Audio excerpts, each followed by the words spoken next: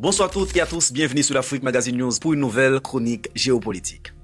Aujourd'hui, on parle d'un sujet très sensible dans les médias. L'Iran, les États-Unis d'Amérique et Israël, dans ce contexte explosif où Téhéran affirme être prêt à répondre militairement à toute nouvelle attaque. Cette semaine, le chef de la garde révolutionnaire iranienne, le général Mohamed Pakpour, a lancé un avertissement direct à Israël et aux États-Unis d'Amérique. Il a déclaré, je cite en résumé, « Nous avons le doigt sur la gâchette, nous sommes prêts ». Ça signifie quoi? Ça veut dire que l'Iran se dit prêt à réagir rapidement, comme un soldat qui est déjà en position de tir. Et il ajoute, attention aux erreurs de calcul. En langage simple, ne tentez pas un mauvais coup, parce que la réponse sera dure. Pourquoi maintenant? Le contexte géopolitique est très important, chers amis. Il faut comprendre une chose. L'Iran traverse une crise très compliquée.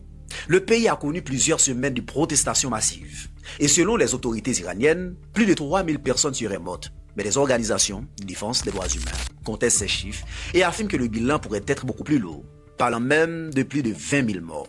Donc, on est dans un climat de forte tension, une colère populaire, une répression et une pression internationale.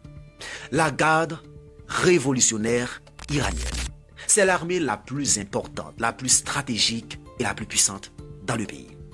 Sa mission consiste à protéger la révolution islamique de 1979. Deuxièmement, protéger le pays contre les menaces internes et externes.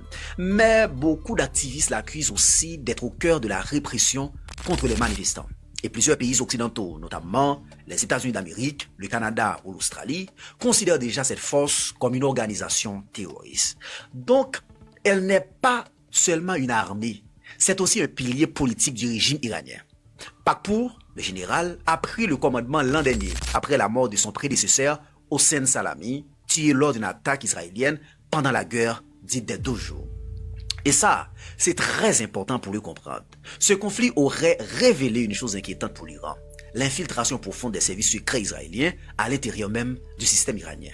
En gros, Israël semble connaître beaucoup de choses et cela fragilise Téhéran. Pendant ce temps, au forum de Davos, le président israélien Isaac Herzog a déclaré que l'avenir du peuple iranien passerait par une seule chose, un changement de régime. Et il ajoute que le régime iranien serait aujourd'hui très fragile. Et là, on comprend le danger. L'Iran se sent menacé. Israël parle ouvertement de renverser le régime iranien. Et Donald Trump, le président américain de son côté, laisse entendre qu'une action militaire, politique, reste possible en Iran. L'Iran avertit, nous sommes prêts militairement à répondre. Les États-Unis d'Amérique et Israël maintiennent la pression. Le risque, c'est que la moindre étincelle devienne un incendie régional et impacte aussi l'Afrique, notamment sur le prix du pétrole, la sécurité mondiale et les alliances géopolitiques. À bientôt pour une nouvelle chronique géopolitique avec Bisley. Ciao, ciao.